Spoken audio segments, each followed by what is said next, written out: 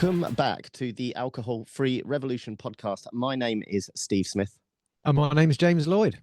And we are both alcohol-free coaches. I am alcohol-free for 4.5 years. I am a dad of 2 boys. I have a dog. I have a tortoise, which I lost in the garden, hence the late recording of this podcast. Or my wife lost in the garden recently, so we had Tortoise Gate recently, and we've just managed to find it. Well, I feel a lot better now knowing your tortoise has been recovered. Don't want to disaster. Yeah, no, I'm really good, thanks, mate. I'm really good. It's great to be back, just you and me. So no guests this week. It's just you and I. That's I love it. these episodes. I do too. We're just gonna chew the fat over the next however long we go before we both get bored of each other's company.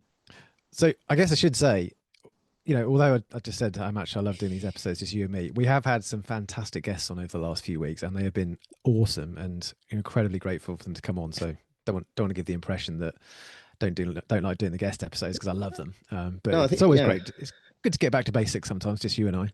Well, it's been privileged. We've been privileged to have such a great group of guests coming on. That often we forget what it's like to just get back on and chew the fat about alcohol-free life and just talk about some subjects. And which brings us on to the next point. We've been rambling on for a few weeks now about the launch of the alcohol-free community, and I've been really, really happy to see the number of people have been reaching out that are showing that they're interested in joining our community. So we're going to talk a little bit more about that and how that's going to be launching over the coming couple of weeks, which is super excited. I don't know about you, James, but I'm chomping at the bit. I can't wait to get going with this. It's going to be really exciting, and I can't wait to see how this all unfolds.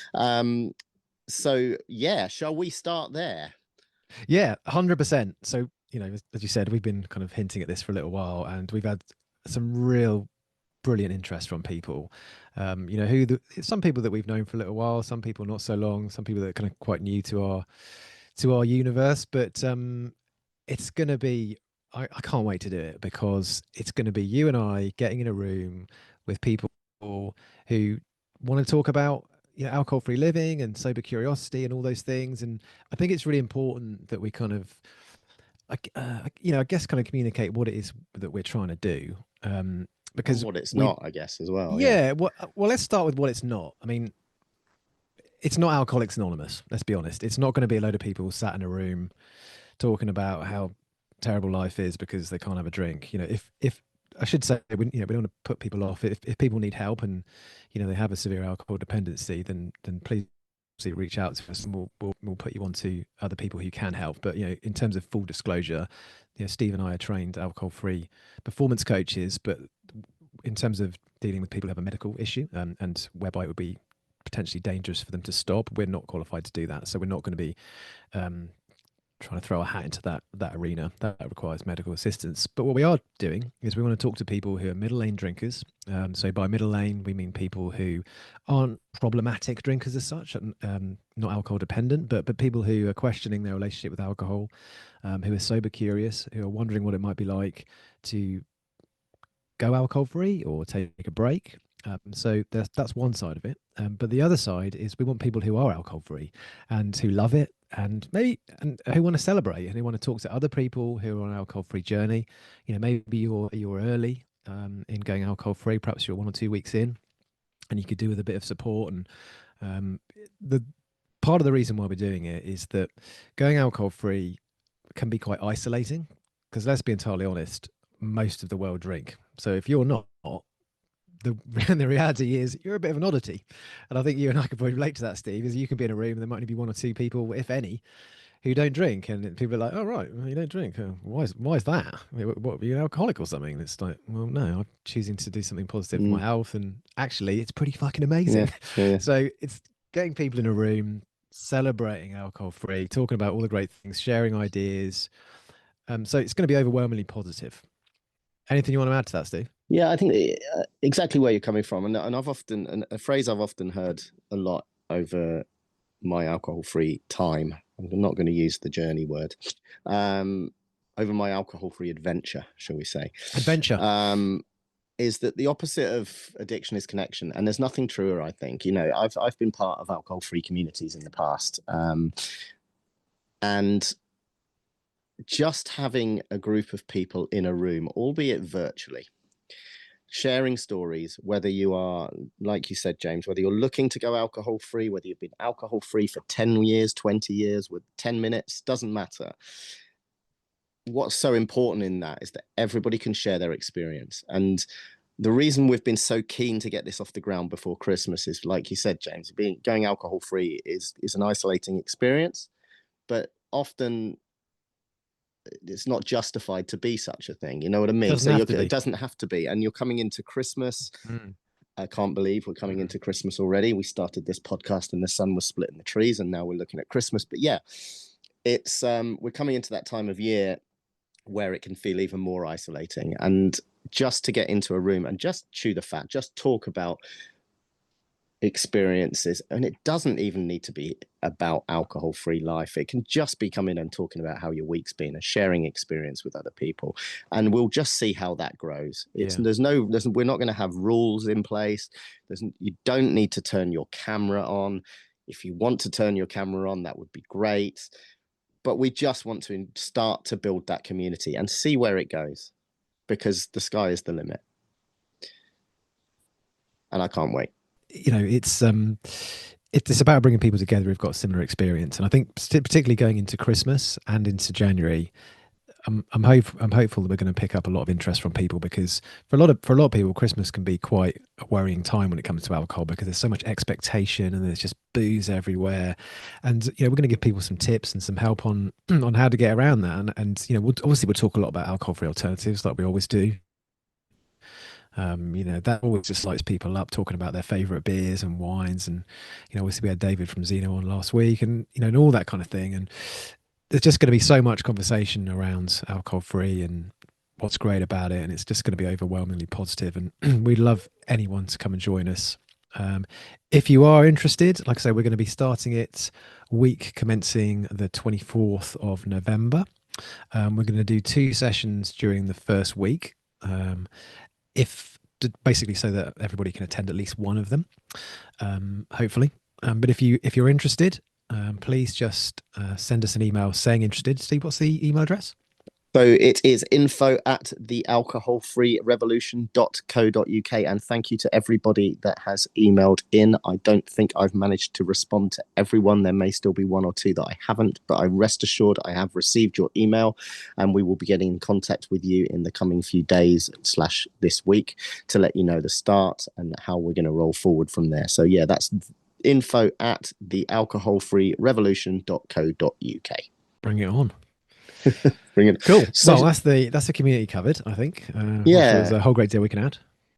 So yeah, so now that we've kind of talked about the community and how we're going to launch the community, I there's a couple of subjects that since we'd launched this podcast, right in the beginning, we started talking about how you started out when you were starting to take a break from alcohol and some of the difficult subjects that would come up. And I know a little later on we want to talk about how that fits in around what to do when your other half drinks, for argument's sake. And that actually came from one of our future community members who emailed in, and we'll come to that shortly. But a little subject I wanted to kind of get your thoughts on this, James. When you first started taking your break, and obviously we're coming into Christmas, with the most social time of the year, and it's surprising in my coaching a number of people who are actually starting to go alcohol free before Christmas. And so how do we tackle those questions in the early stages when people are saying, why are you not having a drink? Oh, go on, just have the one. The old classics. What was your experience of that in the beginning? Well, in terms of my experience of it, I think, and not just my experience, but from what I hear from other people that I coach, is it's never as bad as you think it's going to be. I think we put enormous emphasis on, everyone's going to laugh at me and I'm going to be the odd one out, and what will I say and all this. And it's just it's a hugely overblown reaction. And I just think most people nowadays are just like, all right, okay, yeah, sure, no worries. We think that everyone is watching us and everyone cares what we're doing. But the reality is, it's not an easy way to say it, but people don't really care what you're doing because they're worried about themselves. And a lot of the time we're worried, it's like when you're in a nightclub and you're dancing. Not that I've done that for like 20 years, but you're thinking, oh my God, I look such a prick. Everyone's laughing at me. Everyone's thinking the same thing. I think it's a bit like that with booze. I think the days where, people would take the piss out of you because you weren't drinking. They clearly did exist, but I just don't think it's such a big deal nowadays. I guess if you've grown up with, you know, a group of mates and you know, you've got like 10 mates and you're all rugby boys and all that kind of thing, and maybe there is a little bit of that.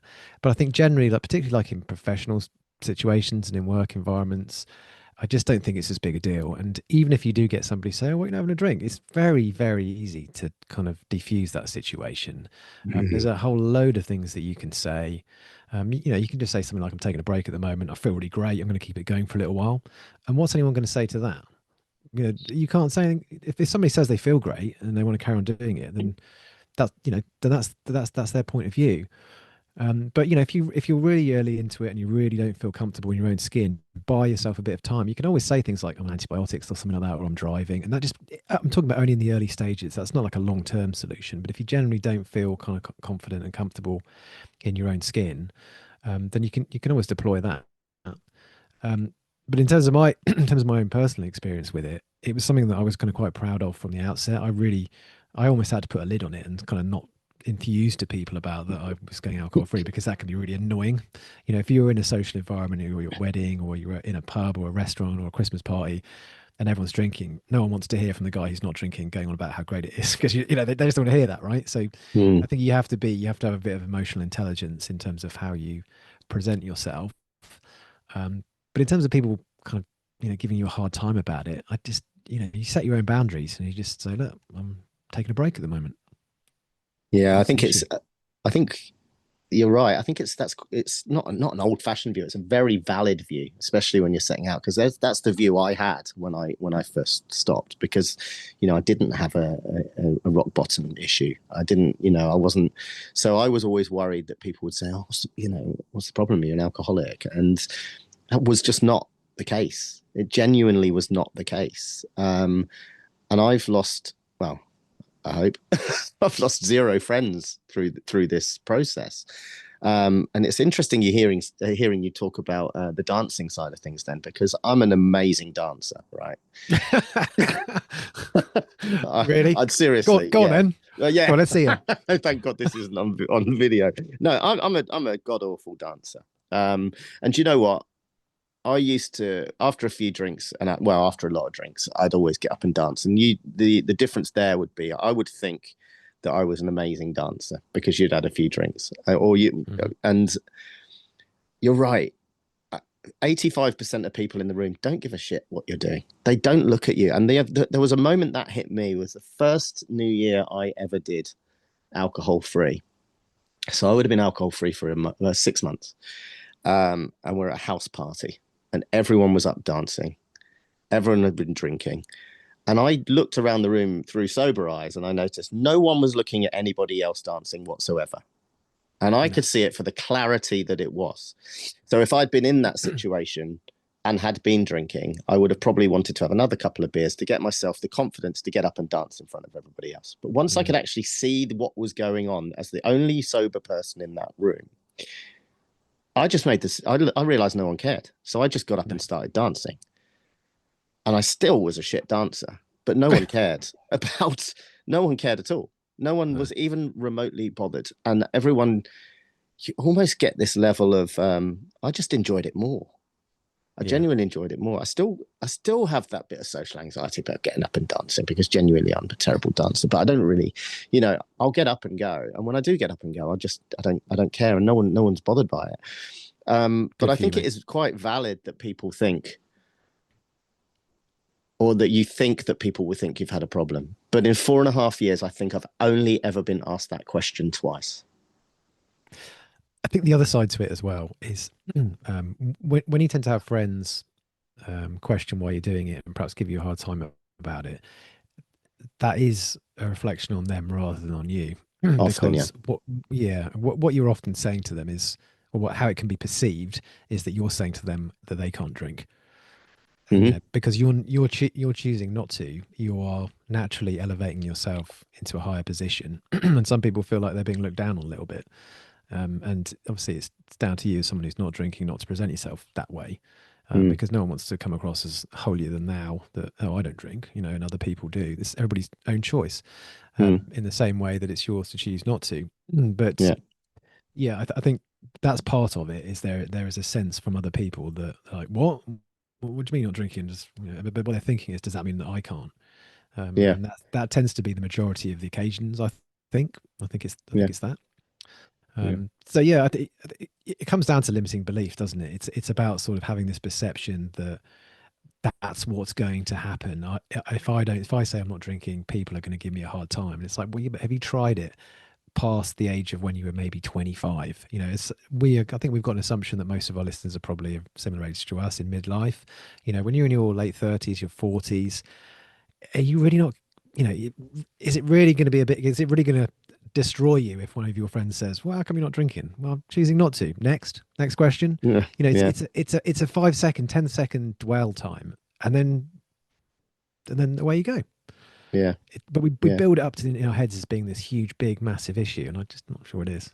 It's just catastrophizing, isn't it? Overthinking, and you're right. And I think just hearing you say back then as well, when you turn it into a positive, you're right. Who's going to argue with that? When you turn around and say, you know what, I'm having a bit of an experiment at the moment. I'm going to take a couple of months off. I've been doing it for a couple of weeks, and I really like who I'm becoming without it. So I've Mm. decided to go a little bit longer. And suddenly, that's gone from it's taken it to a positive outlook. And who's going to be upset with you for being positive? And like you say, that so therefore is the question around whether the people should be drinking. But you've also touched upon the point which I want to raise as well, is never preach. Yeah, it's And quite hard. Sometimes it's it's quite hard. yeah, Not so much to preach, but not to evangelize about it, yeah, because exactly. it can be so powerful. The feel that's why another reason why we're setting up the community is to get people in a room who generally want to go, yeah, it's fucking brilliant, because it is. Because Exactly what sometimes you feel like you've got this huge energy inside, and you want to tell people yeah, about it, but everyone around yeah, stood there with a pint, and you'll be like, oh, I can't. No yeah, one gets what's going on, yeah, and you kind of feel like, I've got this secret thing that's really amazing, and I can't tell anyone about it. I can't get it across to people. So getting yeah, people in a room yeah, who know what that you're talking about yeah. is brilliant, because I'm sure. Yeah, so I appreciate I've just sidetracked a little bit here, but That's all you right. That's what this know is what all it's like about. when you know what it's like when you meet somebody who else is alcohol free. It's like you've met an old brother or sister. You all of a sudden, oh, you don't drink either, amazing, and you start kind of like going on about all the different things about it and how great it is, and you've got that kind of kinship almost, Yeah, and it's because you don't see that many other people who don't drink, and when you do, it's just awesome. You just riffing off each other. But yeah. sorry, I went back to the community Well, piece. it's a really good tangent, because actually I've got to live by that rule in so many aspects of my life, because actually no one wants to talk to anyone who's into who does Iron Man as well, because I've heard the one joke You're I not a heard a long vegan as time. well, are you? No, I'm not a vegan, but I heard something a few months ago that said, "How do you know if there's an Iron Man in the room?" Oh, don't worry, he'll come and tell you. So, um, when you're battling that, so if I walk into a room and I find an alcohol-free triathlete in the corner, I'm set up for the night. That's me. I'm good to chat. But other than that, it's finding things to talk about and other subjects to talk about. But you also mentioned there about It's connection, though. Sorry to it's jump in, but connection, what you're totally talking connection. about is Yeah, connection. It's yeah, human connection, yeah, exactly, and that's exactly. amazing. And I guess when we turn the cameras on in a couple of weeks, we might find out exactly what the age of What? our listeners are, and we'll see from there. Turn the But cameras on. I Okay. know, I So know. Steve wants to put us on YouTube, which involves video. So. No, no, I'm talking about our community. I'm Ooh. talking. We're Oh, talking sorry. about I when thought we you have our meant that. list. Right. Right. Okay. No, Yeah. no, Yeah. when we have a Gotcha. yeah. So, but yeah. So I think Mm. in sort of, it's never as bad as you think it's going to be. It really isn't, and I think 80% of it's in your head. You tend to find quite often in those, particularly in work situations, I find, but actually in social ones as well, where people can, if you say you're not drinking, people kind of want to ask questions and know about it, and sometimes they're genuine questions. The people just kind of humoring you. They'll say something like, "Oh yeah, I took a month off once," something like that. But you do meet people who are genuinely thinking about it, and you are curious about it, and Mm, you want to know what's like and how you went about it. And I certainly did that when I was kind of sober curious. Like if I met a couple of people who are alcohol free, and I'll just be like, "Oh wow, really? Tell me about it." So you do tend to uncover people who are a bit like, "Oh right, yeah, okay, tell me about that. That's quite interesting." But then you've got to be able to gauge whether they are genuinely interested or if they're just being polite, because you don't want to start overwhelming people with you know being a bit over the top with it, which I've definitely been guilty of in the past. unleashing the statistics. Oh, did you know Yeah, this? I just Yeah. one of the points as well before we move off it, um, in terms of people kind of having an adverse reaction to, you know, you being alcohol free, you've got to remember as well is that 15 million people, 15.5 million people did dry January last year. One in every three men did dry January, adult men, one in three. So that gives you, and again, that was not the case 10 years ago. Dry January only came about 10 years ago, but that number's been growing hugely every year. So there is clearly an awareness that, you know, regards to the health side of it, but taking a break from the booze is absolutely mainstream. It's one in three men. It's mainstream. So you should the have any fastest growing concerns. wellness hack. Fastest growing wellness hack in the it's yeah. So we're not alone. Hell no. And this is all because of our podcast. Oh, it is, mate. Yeah, entirely. We're taking all the glory for this. We've started an alcohol-free revolution, you and I. Yeah, there's going to be 40% of the population this January just because of the listenership of this podcast. 40? I'll be disappointed if it's less than half. So yeah, moving on, James. What else would you like to cover this week? What do you want to talk about? Well, we had a question a couple of weeks ago, actually, from a listener who got us thinking, and we'd not had a chance to talk about it yet because we've had guests on for the last few weeks. This is the first opportunity that we've had, and he raised a really good question actually, but I think it's worth discussing. And he asked about partners and about partners who drink. He's going alcohol free, but his wife drinks, and she's concerned about the sort of social aspect and about, well, what are we going to do together now that you don't drink? You know, what does that mean for our relationship? You know, he talks about that she likes to use alcohol to relax, and this has come up quite a few times with, you know, with coaching with people whereby, you know, perhaps that they've been married for a number of years and, you know, they've always socialized with alcohol, maybe, you know, a drinking buddy, and then all of a sudden one person decides, I'm taking a break from the booze, or I'm stopping drinking, or I'm going alcohol free. What does that mean for the relationship? And it's a really valid question, and it comes up a hell of a lot, I think. What was it like for you in your relationship? Yeah, I think you're right. It is such a valid point, and I'm trying to think about how this kind of unfolded for me, because I wouldn't say I became accidentally alcohol free, but it was never, when I first set out, it was never a huge, I wasn't declaring to the world I wasn't going to drink again. There was that, for me, there was that little subtle voice on my shoulder that was saying, you really need to take a long-term break off this, because 1 month isn't cutting it. So I kind of, in my head, thought I'm going to take 3 months. And yeah, my wife had mentioned, you know, I think you probably drink a bit too much. Well, have you thought about cutting down? But it would be, have we both thought about cutting down really to that point? But we're never huge drinkers, particularly. I was definitely the heavier drinker of the two.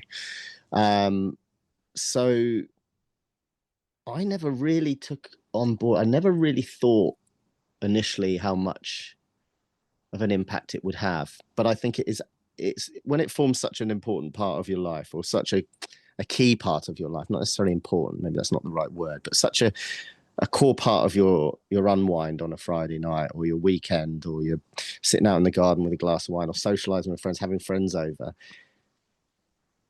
I think, you know, having spoken with Jo, my wife, she does say she still misses that part to a point. But now she absolutely would not want me to go back to drinking. Because there's been massive gains. One of the biggest gains in our marriage was the fact I stopped snoring. And I know that sounds like a well, it's not a small thing, because snoring heavily is a big impact on a relationship. And I would always snore terribly when I drank. So I think, you know, over time, my wife's seen the gains. My wife's seen the gains in my, hopefully, sleep. in my sleep, in her own sleep. In her sleep.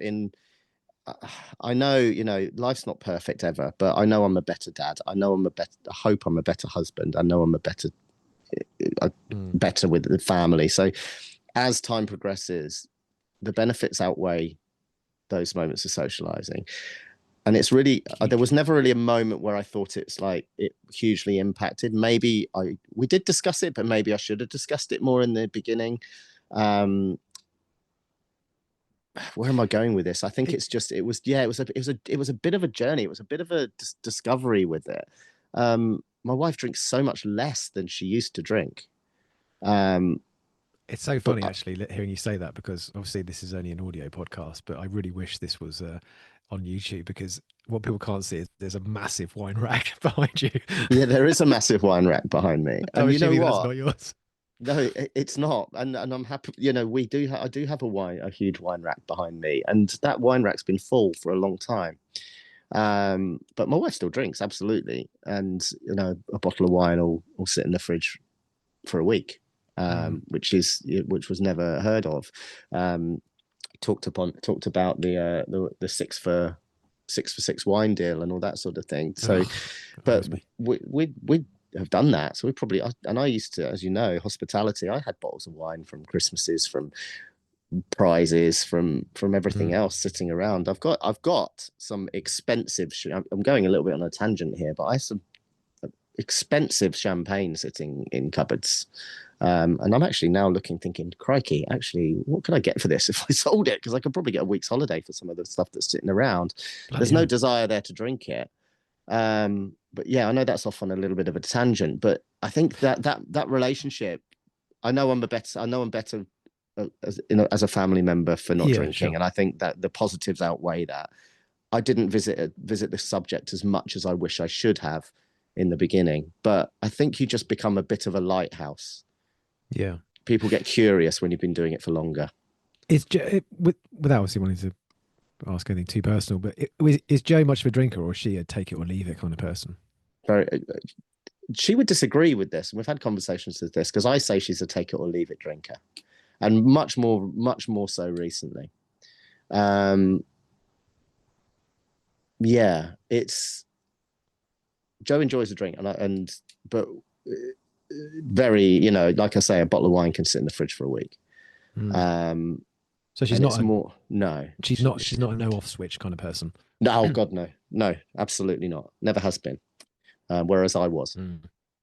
I didn't have an off switch a lot of the time. So that was the difference, Yeah. and that's why, you know, I think when you don't have that off switch, the negative effects of stumbling in at 1 o'clock in the morning after a works evening and getting the last train home and falling asleep on it, or coming in stinking of booze and falling asleep on the sofa and getting up the next morning and not performing, all of that was never it for Joe. So that was, you know, so and it wasn't 7 days a week for me either, but the impact of my drinking was much heavier. So yeah, I think the gains are far stronger.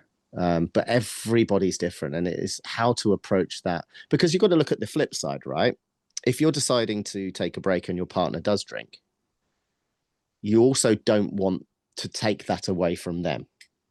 No, absolutely You not. It don't has to want be. you don't want to No, change their decision. Exactly. no. So I think if I were to go back and start this again, it would be having a much more open conversation around it, because, you know, people are at different levels. People might want to stop because they're really seriously concerned. And if they're really seriously concerned, then having someone drinking around them might be triggering. So in those early stages, having that open and honest conversation about how to it may work better in that way. I don't know. What's your thoughts? Yeah, I think there's quite a lot there, isn't there? I think it's something that comes up at least 50% of the time, I'd say, with people that I work with, Mm, in various different stages. And the very first lady that I coached, when she first reached out to me, she basically said, "I'm worried that my marriage is built on champagne," is what she said. mm, And I think what I've observed from people is that at the beginning it can be quite difficult, because it does leave the other person thinking, well, what about me? But again, it comes back to limiting beliefs that I spoke about earlier. We all have beliefs about alcohol that when we put them to the test, we actually a lot of the time find out that what we think it is, it's not actually true. mm, And this idea that we have to have alcohol to socialize, and well, life's going to be shit if I don't drink, and it's going to be boring and all that stuff, it's all a complete illusion. None of that is true. And until you actually try it and put it to the test, you realize that actually it's not central to my relationship. And what I think happens quite a lot of the time is, you mentioned it there about being a lighthouse, is that when one person goes alcohol free, initially there is a bit of friction and a bit of I'm not sure how this is going to work, but over the weeks and over the months, when you live with somebody, it is impossible not to see the how good they look and how much energy they've got and how happy they are, and the transformation that people go through. And you don't have to be drinking 50 plus units of alcohol a week to go through that transformation. You mentioned sleep there, just being able to sleep properly, and get Mm, good restorative sleep is transformative. mm, And I've spoken about before on the pod. Even a couple of glasses, or even a few glasses of wine a week, even a glass of wine with dinner is enough to ruin a good night's sleep, even if you're not consciously aware of it. But in terms of how you recover, um, so when you live with somebody, you just, after as the weeks go by, you just start to notice how the change in them, the positive change in mm, them, and it is impossible not to have that affect other people. And again, it's you start to realize that, oh, actually, maybe it's not what I thought it was. Maybe this person, my partner is happy, is doing well, and is looking really good on it. So perhaps it's not about depriving myself or being boring or life's going to be rubbish and all this. It's actually the opposite, because I'm seeing it right in front of me here with the person I'm with. So I think it's obviously that takes a few weeks for that to happen, and it's that early period. And I think you're right. You mentioned it there. Is about, it's coming to an agreement that, look, this is important to me. This is something I want to do for my health, and it's quite difficult. I kind of feel that anyone's a bit selfish if they won't support their partner to do something that's for their health. Because health is foundational. If you haven't got good health, you haven't got anything. It's that important. So if your partner says, look, I need to do this for my health, then I think you've got an obligation to support them. Um, absolutely. otherwise, just being Absolutely. otherwise just being selfish, right? If you say to somebody, "Well, no, sorry, I want you to carry on drinking," even though it's clearly a worry for you, then that's not great. And whichever way you look at it, I think it's at that outset, isn't it? You'll automatically think of all the things you do together when you're drinking. Mm, You're not necessarily looking forward to 6 months time or 3 months time to actually think, you know what, look at all that time I'm getting back from my wife or from my husband. Look at real time as the well. real time that you're getting back, that connection that you're getting back, Yeah, and without getting again, it's connection. to exactly. And for me, in my experience, throw in a family as well, and young boys, and the demands of school runs, and we've got a dog. Okay, I mentioned a tortoise. The tortoise looks after itself, right? But in Doesn't terms of sound like it based on the not drama this morning. exactly, but our dog, we got a Springer door, so half Springer dog, and it takes a lot of exercise. So I have to be up. We have to be up at 6 o'clock, or I get up at 6 a.m. to walk the dog to get back, to make sure that we can manage our mornings. If my wife works early in the morning, she needs to be up to work, and we've got it. So actually, the ability to manage family life and manage things, the demands of that, because you're up, you're out, you're in the morning, you're fresh, you're not nursing a Yeah, hangover, you're not crawling out of bed feeling like shit. All those things are massive gains. So looking at it longer term, the gains that you're getting only strengthen everything else. 100%. Yeah, So and just to go back to connection, because it's such a big thing. Chris and I don't think have argued since I stopped drinking 4.5 years ago. The only time we ever argued was on a Saturday night when I was being obnoxious because I'd had a few drinks. Um, the time that we spend together is, we're so much more connected because I'm fully present and I'm fully in the room. I'm not thinking about, when am I going to go and get another drink? Well, do you know what I mean? Alcohol's not in my mm, mind. mm, And mm, I know that sounds like I had a bit of a problem, and maybe I did to an extent, but when it's not part of the equation, you when you see it when you go out socializing. If you're in a pub for 3 hours, alcohol free, you kind of see how the night evolves. The first hour or so, everyone's connecting, everyone's having a great time, everyone's having a two-way conversation. I.e., someone speaks, the other one listens, and then vice versa. You see people bonding and connecting. But then after an hour and a half, after 2 hours, once people have had 3 or 4 pints or half a bottle of wine, the connection evaporates. Everyone's just shouting. Everyone's basically not listening to each other. So the quality of the connection with your partner is so much better when alcohol is not in the mix. And the final point I think I probably would add as well is you can still connect and bond over the ritual of having a drink together. You can do, there's so many fantastic alcohol free alternatives. And obviously, we've had some wonderful guests on over the last few weeks who've spoken about alcohol free alternatives. You don't have to have alcohol in the glass to be able to go to have a ritual of where you go out and you enjoy a drink mm, together. It doesn't have to have mm, alcohol in it. You can mm, still have the same ritual. mm. You also gain a free taxi. You do. You gain a free taxi. And Mhm. I would love to just actually think about how much money we've saved on taxis in 4.5 years. And I, as the non-drinker, I love the fact that I don't have to worry about how I can get home. Mm. I I must have spent absolutely a love that. fortune on cabs. I mean, even Yeah, if we were going out for a meal or going to the cinema or a theatre, if I thought there was an opportunity for me to have two drinks, I'd spend 50 quid on a cab just to have those yeah, two drinks. And to be honest, if there yeah, wasn't two drinks on offer, I wouldn't be going out in the first place. I'd be staying at home yeah, and drinking. exactly. So you're right. It's insane the amount of money you can waste on just on that. Yeah, yeah, exactly. And it's yeah. We could get onto the subject of money, but that's another pod, I'm sure. So, but yeah, I mean, it's that ability to be anywhere, anytime as well. It's not necessarily the ability that you have to. It's not about necessarily getting home after being on a night out or anything like that. It's the fact that if something happens, if I get a Mm, call, if something happened to one of my boys or something, and I was out and I had something, I'm never going to have to worry about the fact that I can't just get into my no. car and get somewhere whenever I need to. And that is a huge, huge feeling of Well, if security. a few years ago, that actually happened to me. So this would have been probably about 6 or 7 years ago. Chris and I walk into the pub on a Friday night, and I got a call. My parents live in Bournemouth. I live just outside Ascot, and I got a call to say that my mum had had a stroke, and I was Mm, walking to the pub at the time. mm, And yeah, so if that call had come in half an hour later, I wouldn't have been able to drive. yeah, So yeah, that shit happens. yeah, yeah.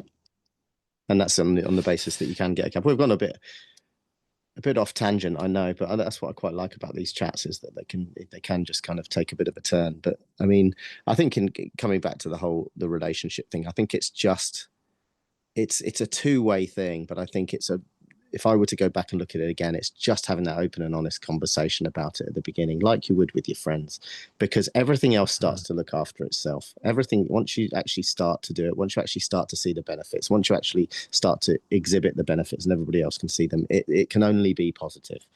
It can only be positive Yeah, on your relationships with everybody. yeah, I think it can. Yeah, there's no getting around the fact that in the early stages, in the first few weeks, it can be a bit of a hot potato. It can be a bit, a Mm, bit awkward.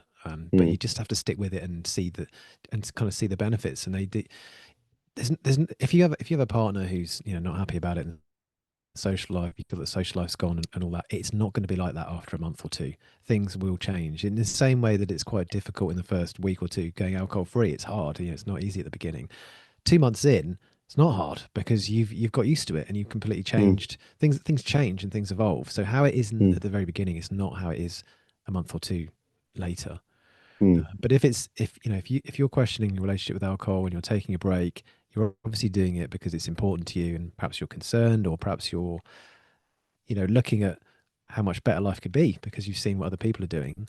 If it's important to you, then I think it's just a case of communicating that to your partner and saying, look, I just need you to stick with me on this for a little while and see where it mm, goes, and trust in the process that you know you're you're going to grow and evolve and you're going to be better for it. There's no, no one stops drinking and is worse off for it. Everyone is better for it. No two ways about it.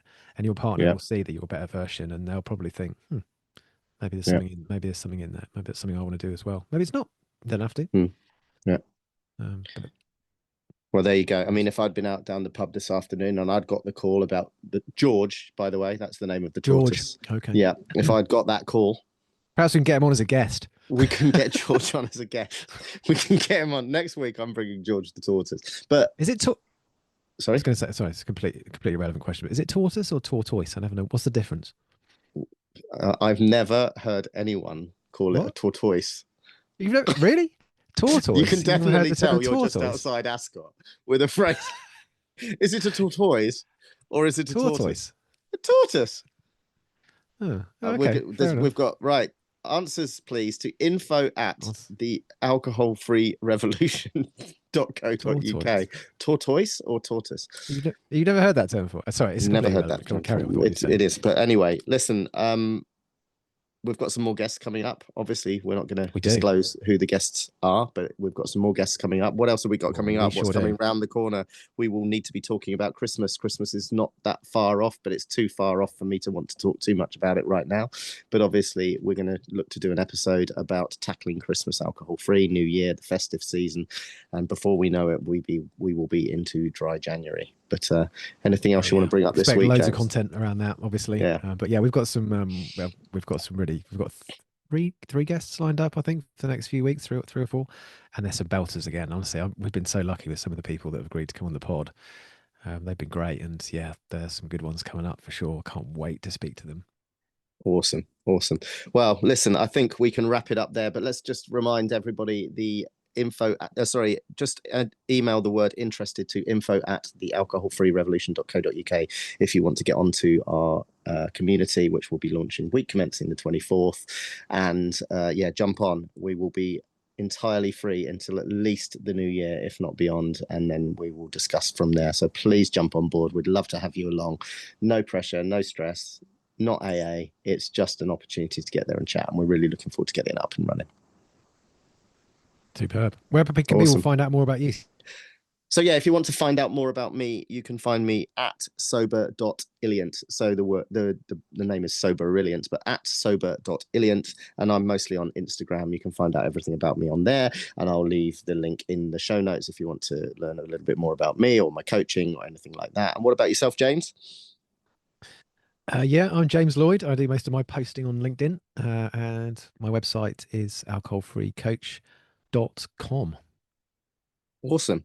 So we'll wrap it up for this week, but it's been good to chat, and I can't wait to unleash some of our new guests on our listeners next week. Yeah, and I can sleep safe in the knowledge that George is back in his good. hutch. George is good, and I'll give you weekly updates. Cool. Take care of yourself. All right. Speak to you next week. Take it easy. Cheers. Bye bye.